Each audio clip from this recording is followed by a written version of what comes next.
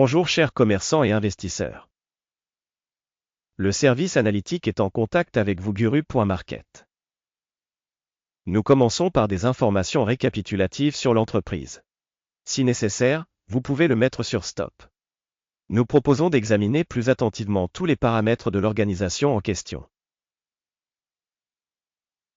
Nous examinerons les principaux indicateurs de l'entreprise TeraWulf ANC, ticker WULF.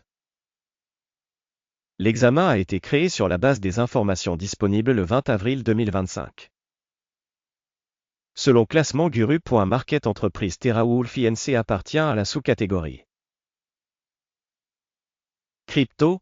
36 organisations participent au comparatif, c'est très représentatif.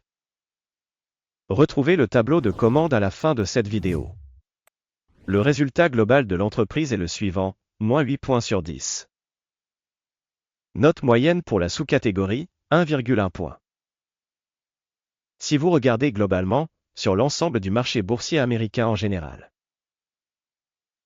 on peut noter que le résultat moyen sur l'ensemble de la bourse est de 1,8 points. Contre un score de moins 8 points pour l'entreprise TeraWulf INC.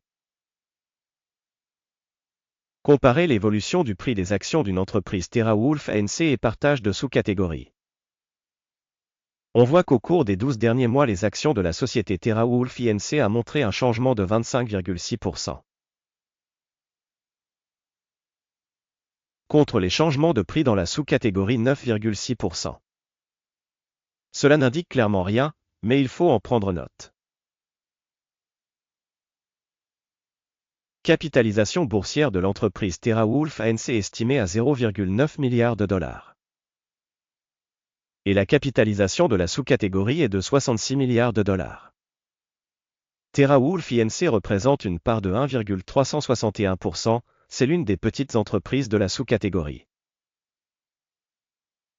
La capitalisation du bilan de la société est estimée à 0,23 milliard de dollars. Et la capitalisation de la sous-catégorie est de 26 milliards de dollars.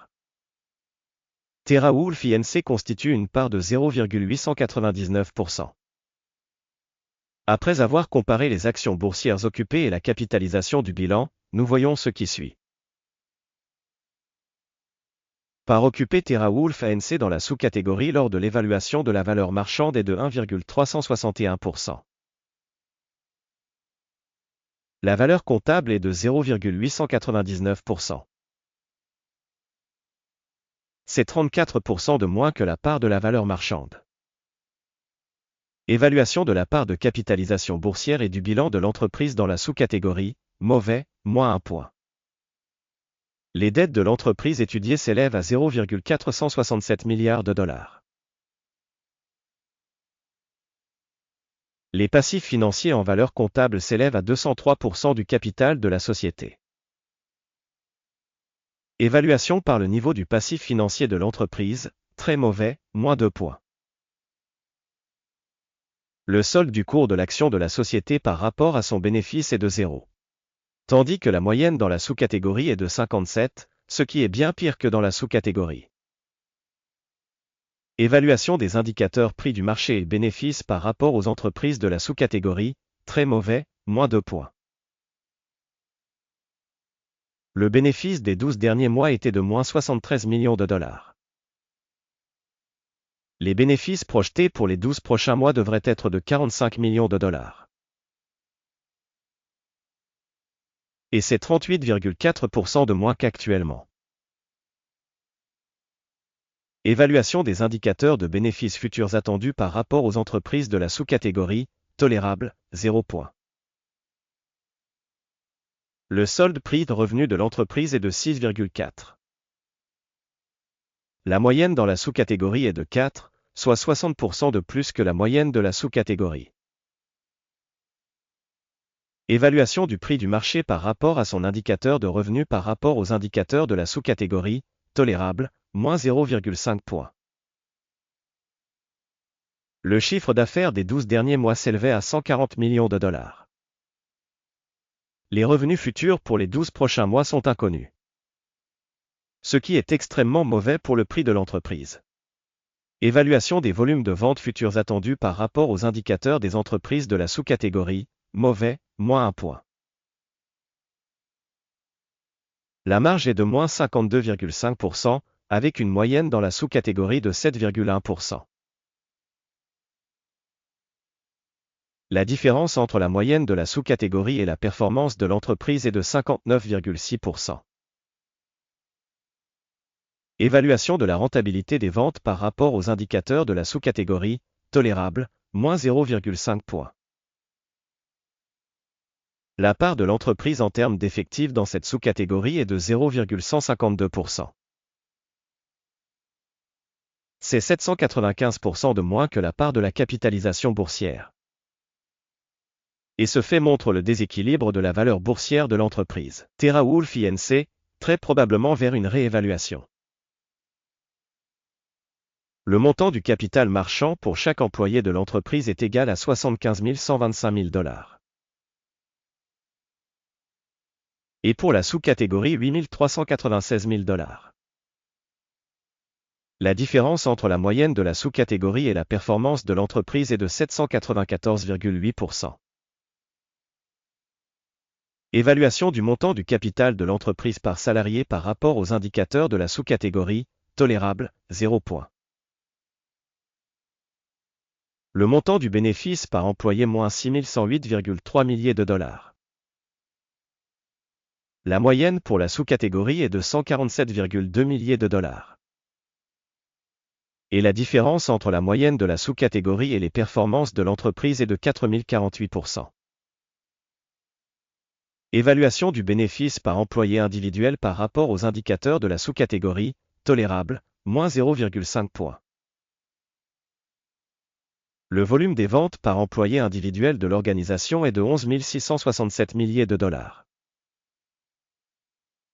Par sous-catégorie 2078 000 $. La différence entre la moyenne de la sous-catégorie et la performance de l'entreprise est de 461%. Estimation de la part des revenus de chaque salarié de l'entreprise par rapport aux indicateurs de la sous-catégorie, tolérable, moins 0,5 points. Les actions sont courtes de 30,4%, avec une moyenne pour la sous-catégorie de 9,7%.